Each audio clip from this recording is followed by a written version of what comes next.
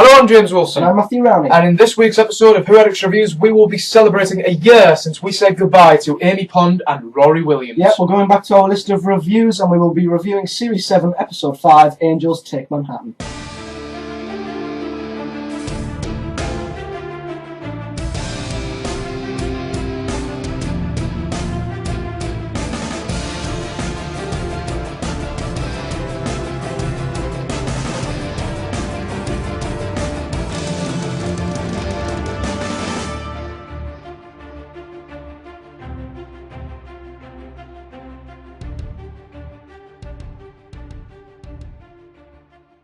So then, guys, as we all know, this Sunday just gone on the 29th, it had been a year that day since we said goodbye to Amy Pond and Rory Williams in The Angels Take Manhattan. So to commemorate that, we will be reviewing The Angels Take Manhattan. Yep, going back to our reviews, our list of reviews, we promised we would continue these. We don't know what our next review will be yet. No. Because we're in such a busy Doctor Who season now, when the 50th is getting marketed quite well now. Yes. We don't know what's coming up, so we can't promise a review, we can't promise this, but that's why you guys should like the Facebook page, because that's where all the prime information comes from about what's happening. Yes, but do not doubt us, not whatsoever. Don't you dare doubt us, because the list of episodes that we will be reviewing, they are still on my phone, they are still noted down, and your reviews will be coming, but they are slowly on their way. So unless you lose your phone. Yes, unless I lose my phone. So in that case... It's in safe hands. Yes, it is in safe hands. I should really put it down on a computer or something. Really should, yeah. But yes, they are slowly coming, so just have patience. Now, to begin Angels Take Manhattan, personally, what did you think about the introduction? I thought it did set up the premise quite well. It was a long introduction. It was. They tend to be in Moffat's era. I mean, I was kind of sat there thinking, hang on, have we had the opening credits yet? We haven't, no. I've been watching this for half an hour. Not literally.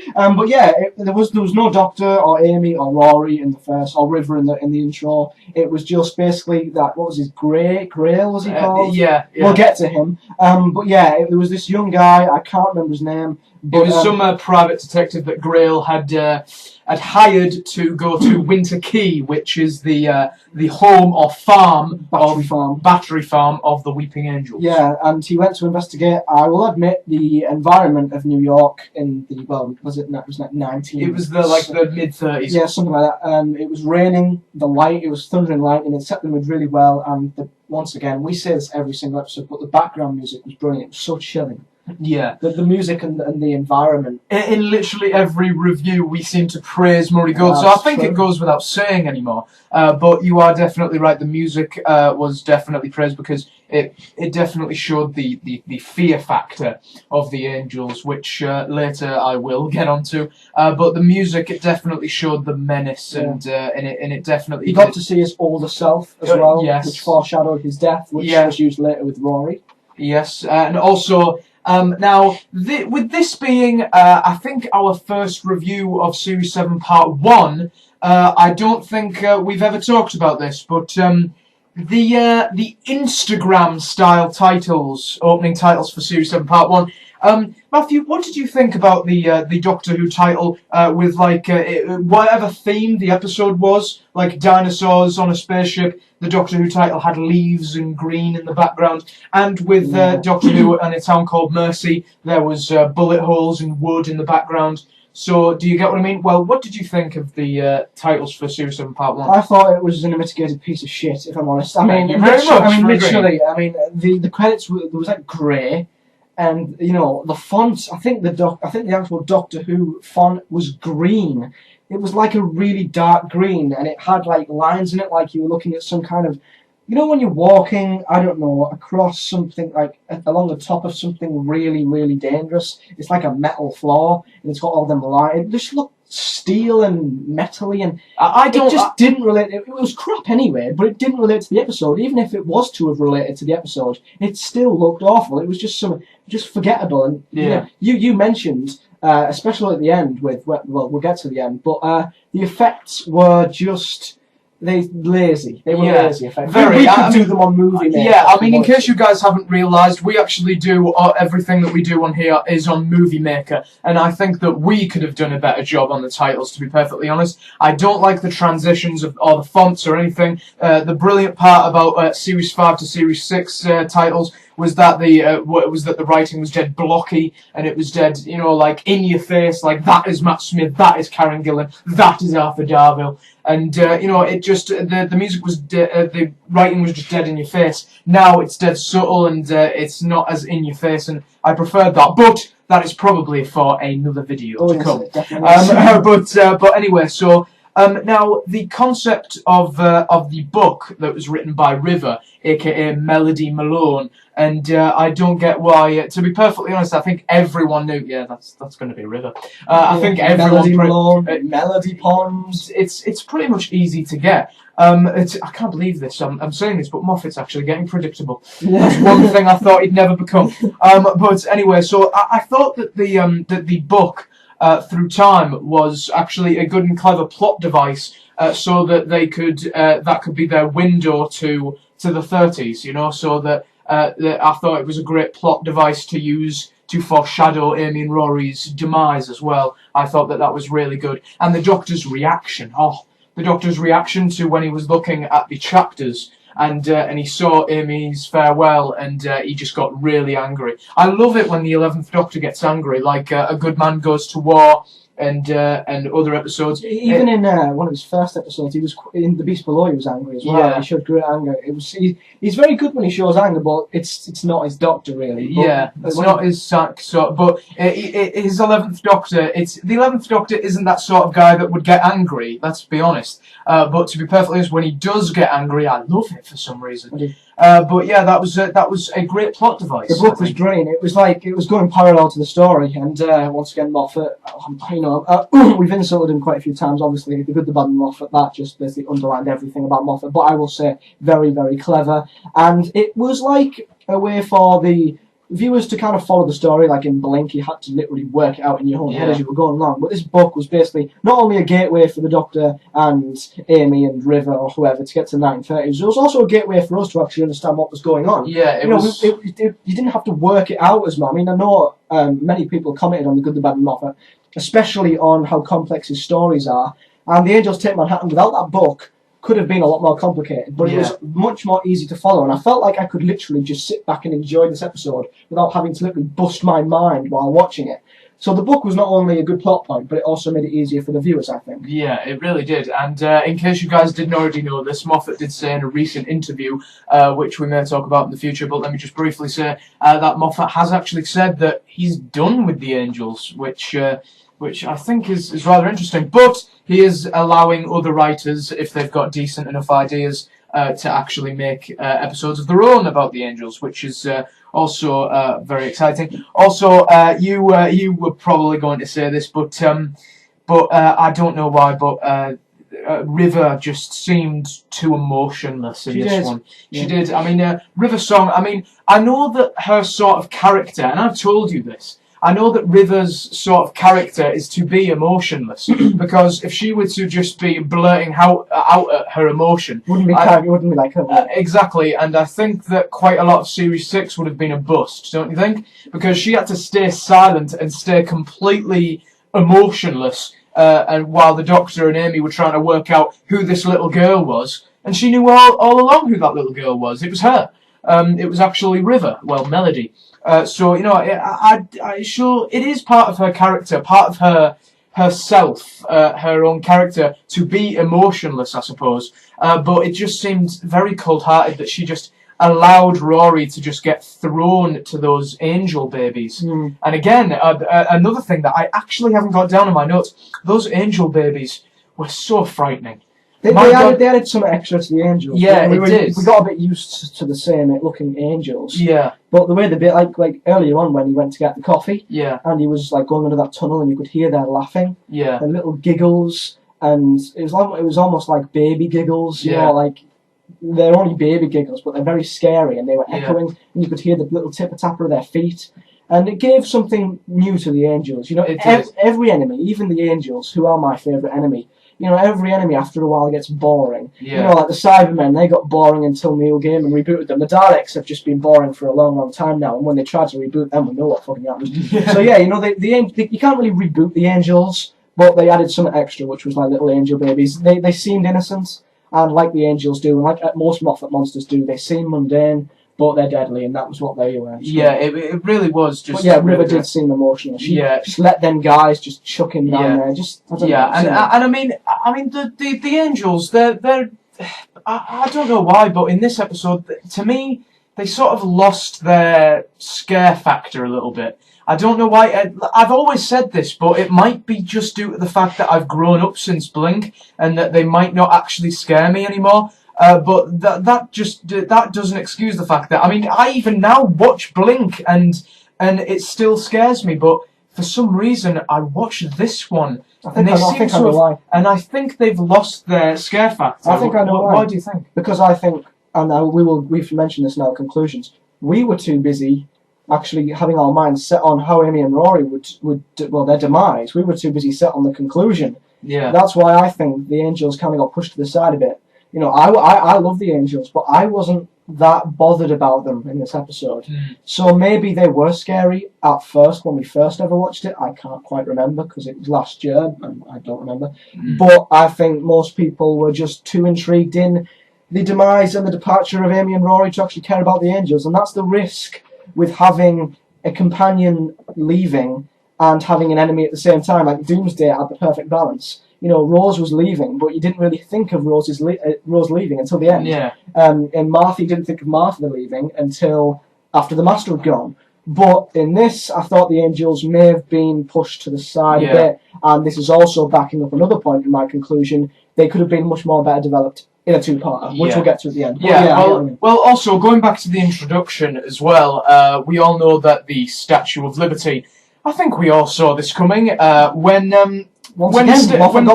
Stephen Moffat, when it was revealed about the setting of the episode and who the monsters were going to be. Oh, the Weeping Angels are going to come back. Oh, it's going to be in New York. So I think we all guessed this. I think we all, anyone who has any less than a 10-point IQ, I think they all realised, oh, the Statue of Liberty is going to be a Weeping Angel. You know, it was one of the most predictable things in the episode. Leave it till the end, but it was in the intro. I know, it was in the intro, and to be perfectly honest, that sort of ruined the whole concept of the Statue of Liberty being a weeping angel. And again, everyone just saw this coming. I don't know about you guys, but I found it predictable. Yeah, I think they were expecting us to go, oh my god, the weeping angel! Oh my god, it's the Statue of Liberty! But the fact we've seen it in the intro, and it was in exactly the same place, just made me think, is it still there? Yeah. What's it been doing? Honestly, and the fact that surely someone would have noticed it move. I know, honestly. Plot hole, I mean. I mean, the Statue of Liberty moving across water as well.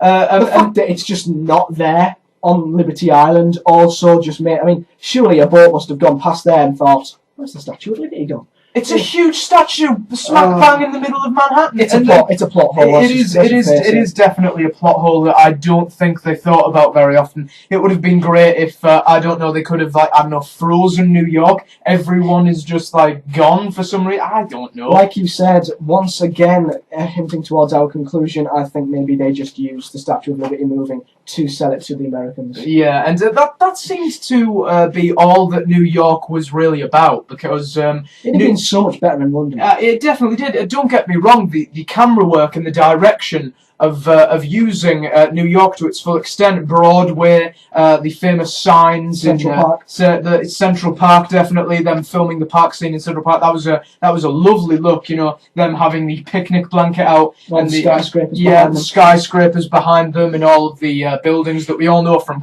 countless movies. Avengers, Men in Black 3.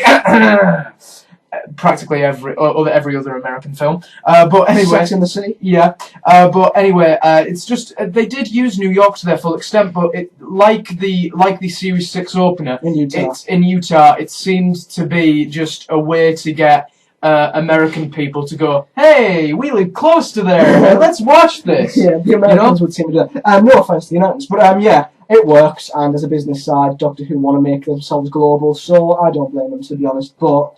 Trailer. Yeah. Trailer! Comic-Con! Moving on. But yeah, moving back to the episode, I think we mentioned this, and this really annoyed us while watching this. Yeah. Rory got zapped back to 1938, I think, and he's seen Winter Key, and what did he do? He's seen an angel. Obviously, there were angels outside, So Rory, being the clever, very logical person he is, he went in to Winter Key, knowing that there was angels on the outside. Not only did he hang on. He's never actually met the angels before, has he? Well, he will have earlier in the episode when he was. Well, then again, he might have met them in unknown episodes. We don't know, but yeah, he walks into Winter Key. Out of all the buildings on that street, he walks into Winter Key. Then he sees a lift that opens. You know what? I'll get in the lift. And then he goes up to the lift. He's walking down the corridor, sees a random room. You know what? I'll walk in this room. And what are the chances his older self is in that room? It just seemed like, and this, once again, I know I've repeated another great example of shortcuts, which we will get to. Yeah, it just seemed as if they were running out of time and they just thought, right, okay, we can't think of a reason to get Rory in this place at this exact time. You know what? We're just going to let him dawdle there. So yeah, many people will argue to us saying, it's destiny, it's a paradox, he was meant to go there, but there was no reason given, which annoyed me a bit. I was just like, Rory, stop being stupid. Like at the end of the episode, they were walking towards the TARDIS. Oh, he decided to turn around and go back and look at a random grave. It just seemed like there was too many shortcuts. And you know what would have been far better to give a valid reason as to why he was going in that it would be if the Weeping Angels were sort of backing him into the door to force him into that to sort of force him to go into Winter Key, like the guy in the intro. Or maybe they could have gone even simpler and the cherubs could have just zapped him in Winter Key. That would have been far better, but no. But Rory just decided, you know what? Me and my big nose will just go into Winter Key. You know, it's clearly but anyway, but yes, obviously then the Doctor and Amy and River turn up to try and save Rory, but then they are too late. Rory actually witnesses his older self dying, which was great. Which was a very heartfelt scene. To be perfectly honest, I can't think of any scene between Amy and Rory that wasn't heartfelt or lovely. Even the scene with them at Central Park was even heartfelt. You know, it's just you can tell that towards the end they were definitely meant for one another, and I can't think of one scene in this episode that didn't have them just looking beautiful together in it, and just the fact that you saw Rory in bed, it was a great twist, and it was very powerful. It was a very powerful twist, and I think I remember looking at it and just thinking, oh my god.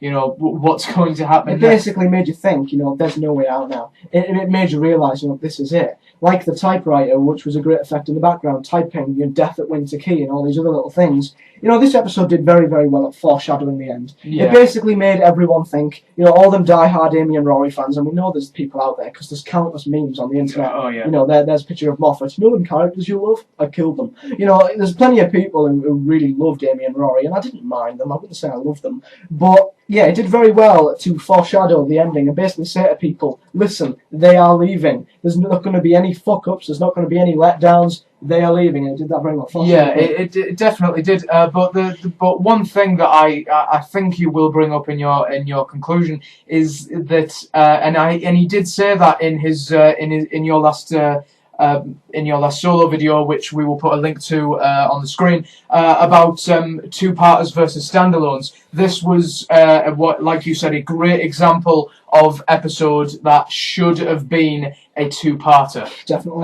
The Angels Take Manhattan should have definitely been a two-parter. That would have definitely formed their demise a bit better. Yeah, it seemed as if they were over pretty quickly. I mean, looking back, you know, Rose went in a two-parter, Martha went in a three-parter, Donna went in a two-parter, and yet these are the two most long-running companions, you know, of the modern era, and they got a one-parter. It's just another one of them reasons why the standalone structure of Series 7 was bad. I mean, we're not reviewing the series, but once again, there was no build-up. Like Name of the Doctor, there was no build-up towards the episode. It just kind of came across and happened like that. Yeah. And, you know, you need a build-up to an episode to make people want to watch it.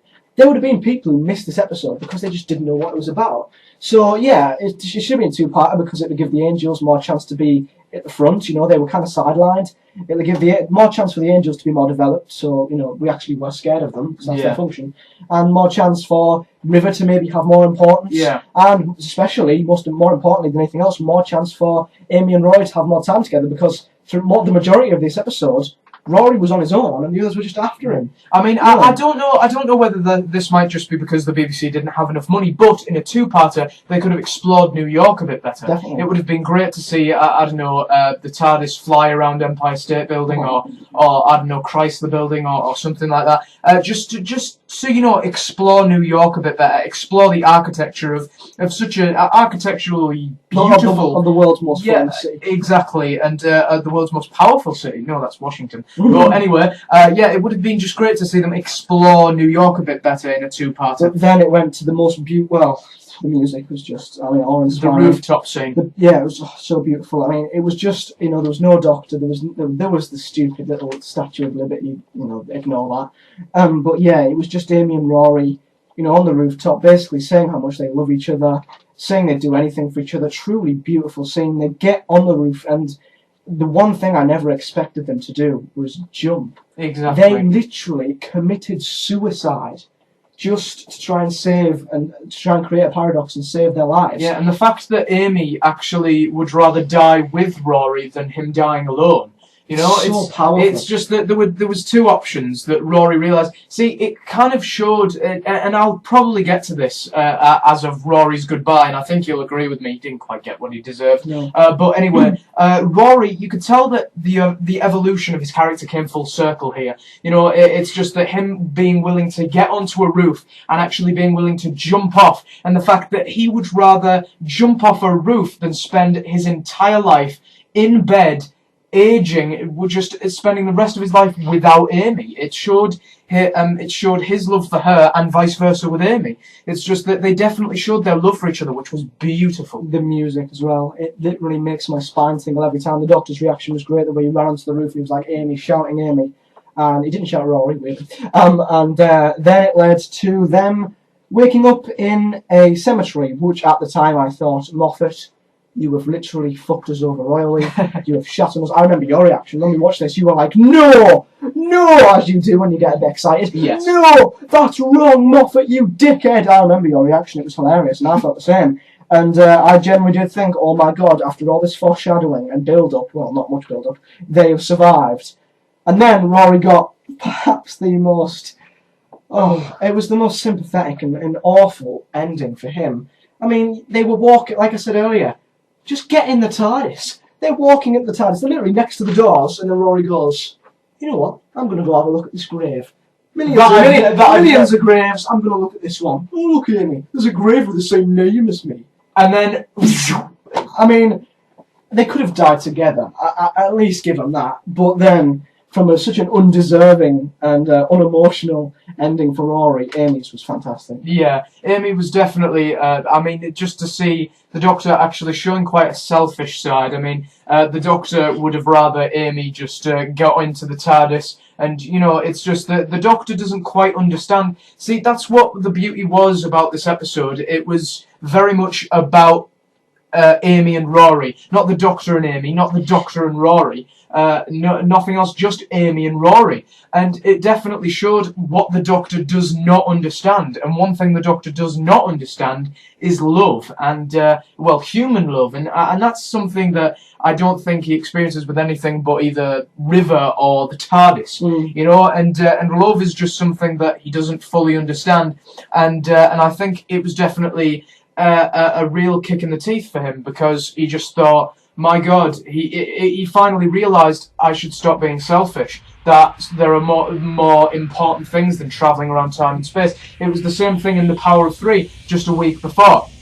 Not the best episode, no. But the Doctor, in a scene in The Power of Three, when he was saying, oh, Rory, sorry, your job is more important than travelling around time and space, he was being sarcastic. The Doctor thinks that everything can be put on hold just to travel with him, and it was definitely a revelation to the Doctor, I think. Yeah, definitely. The music again, brilliant, and the way that, you know, I never thought I'd say this about Karen Gillan, but her acting was brilliant. Oh, it was. And you know, the way that she got Melody to hold her hand, she was saying, "Look after him," and the Doctor was pretty much breaking down, which I never thought. We were saying, I just hope he sheds a tear. I hope he sheds a tear at least. If he doesn't shed a tear, we're going to be pissed off.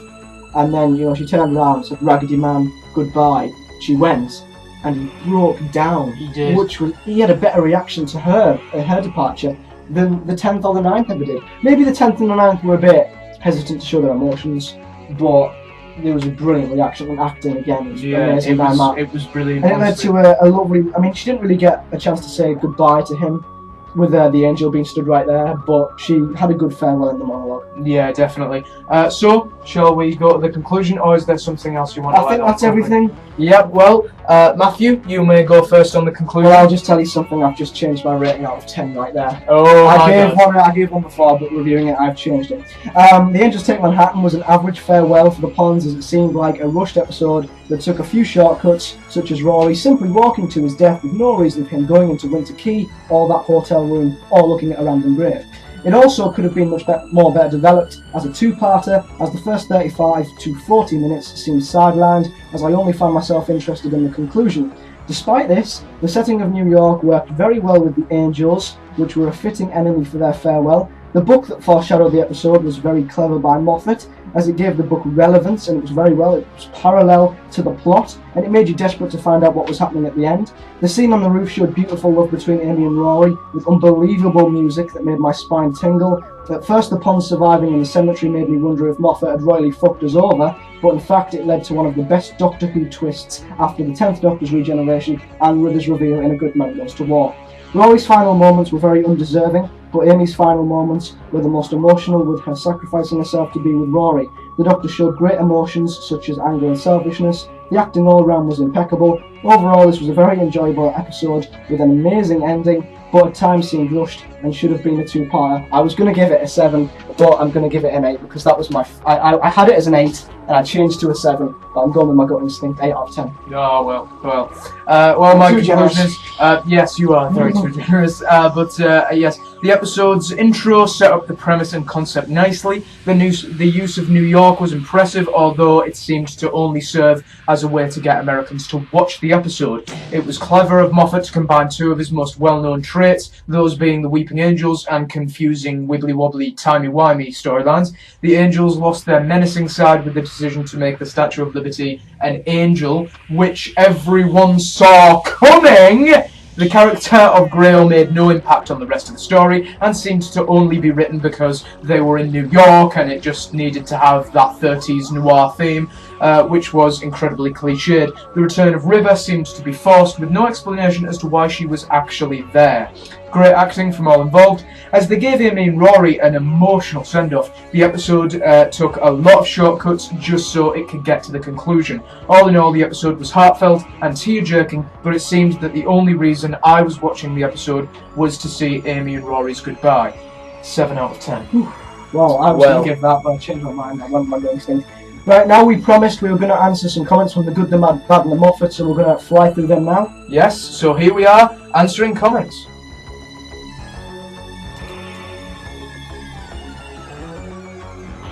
So as promised, here are 3 comments from the Good, the Bad and the Moffat. The first is from Jonathan McQuirk. He began with a very bold statement. Moffat can't write companions. Simple as. Very nice. He has to surround them in mystery and intrigue to capture the audience's attention so that he can distract us as viewers to see how botched up he has made the companions. Moffat can write about odd people with fantastic personalities and brilliant lives, but he can't write for ordinary people, and I quote from Sherlock, "It makes for too much stupid in the room." Good quote. But it's true, ever since Dawn and Noble, we've not really had any relatable characteristics in any of the companions. Exactly. I mean, as we've always said, the companions are the Doctor's gateway into reality. It's how we perceive the Doctor. The companion is the closest we as people will ever get to actually travelling with the Doctor. And Stephen Moffat is just missing the whole point of the Doctor having a companion. The whole point of that is keeping the Doctor grounded, keeping him to reality, and that is something that Stephen Moffat has definitely gotten wrong in his tenure. Definitely, and with the companions not being as ordinary and as grounded on Earth, we've not been able to see their families, and we've not been able to see modern day Earth as much. Exactly. I mean, Doctor Who and the rest of the marketing team, they made such a big deal out of Series 7 Part 1 episode, The Power of Three. they made such a big deal of that because, oh no, oh yes, we're going to get to see what Amy and Rory's life is like without the Doctor. We should have been seeing that all along. We got to see that every other episode in Russell's era. Exactly, we got to see all of the companions' lives outside of the Doctor. In fact, that was how Rose's life was started, you know, before the Doctor. And with Stephen's stories, they decide to travel with the Doctor first and then find out about their life later. And to me, that is just wrong. Definitely. Okay, so our second comment is from Owen Salmons. Good to hear from you again, my friend. He says, great video, James and Matthew. Thank you very much. He says, I'm surprised that you said good things about him, meaning Moffat. One question, in multi-Doctor stories like the 50th, shouldn't 11 remember how to defeat the Daleks and John Hurt? Well, thank you for commenting about our video, but honestly, I really don't know. That is just a huge question that hopefully they will answer. It's one of them Doctor Who questions where you just think, hang on, surely they could do that. Surely they could. Like, didn't I mention at the end of the Angels Tip Manhattan? Didn't I say something like, well, if River didn't publish that book, they might never die? Exactly. It's just one of them Doctor Who questions where you think, well, hang on. In fact, it's a question in every single sci-fi movie, not just Doctor Who. Anything involving time travel, everyone just thinks, wait a second, if that didn't happen, then doesn't that mean that wouldn't happen? And it's just a huge mindfuck. In fact, just causes you a huge headache and migraine mostly. But it's just one of those Doctor Who questions that we will just have to wait and see if Stephen Moffat pulls it out of the bag. Yeah, surely though the 11th Doctor would remember. Yeah. If he can remember who John Hurt was, like he looked like he did in the Memory Doctor, then he would remember how to defeat him. Exactly. Wouldn't he? I don't know. I really don't know. Uh-oh. And now our third and final comment is from someone I don't think we've heard from before, or we might have, I don't know. We're losing track of quite a lot of our comments recently. Whovian Nerdbox says, it's like Stephen can't handle doing 3 to 5 episodes of Doctor Who every series because he has used up some of his ideas, so he has to try and come up with something new. But it's sometimes they don't work, then other times they do. That is very right. Obviously he's referring to what we said about Moffat only writing 4 episodes in total of the entire of Series 7. And obviously Russell, he would write quite a lot of episodes in his series. But it's just something that I find to be pretty darn lazy. He thinks that because he's the head writer, he thinks that everyone else should write episodes and that he should only write the first and the last one. Exactly. And the Christmas special. Yeah, I mean, even if Russell did write the odd bad episode, at least he's writing more episodes, he's showing more dedication. You know, people will say, oh, well, Stephen Moffat's got Sherlock to write as well. Sherlock's only on like every, 1 or 2 years? And it's only 3 episodes, and Stephen Moffat only writes 1 episode in that series. He only writes 1/3 of Sherlock, so what the hell does he do the rest of his time? You know, sit watching River Song or something? I don't know. But yeah, it just seems as if he has more spare time on his hands than it may seem. So, you know, Moffat, if I was you, I'd actually start writing a few more episodes. And, you know, if you do want to show off your talent, then maybe the series might actually be a bit better if he writes a bit more. Yeah, Moffat!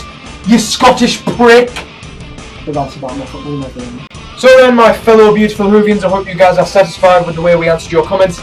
Sorry to those of you whose comments we didn't answer, but if you do comment in the section below, then we will answer them in our next video next Wednesday. Yeah, we've got lots planned in the coming week this Friday to end this week. In the next episode of Matthew Talks, I'll be asking the question, should David Tennant ever play the 10th Doctor again after the 50th? And then next week we've got something planned which has been requested by Owen Salmons and a few other people quite a lot, where we are going to do a countdown of our favourite series. So you're going to do yours on Monday, like always, and I'll be doing mine next Friday. It's basically just going to be a countdown from number 7 to number 1, our favourite series. Pushing back my Peter Capaldi video once again. But yes, that can wait just for you, Owen Salmons. That's how much we love you. But anyway, so please like the video, subscribe to our channel, and if you do, we shall subscribe right back to yours as well. Yeah, all social networking links are on the YouTube banner. Please like us on Facebook, follow us on Tumblr and Twitter. They are the best places to contact us and see what's coming up on the channel. Yes, definitely. So then, I'm James Wilson. I'm Matthew Rowney. This has been Who Addicts Reviews.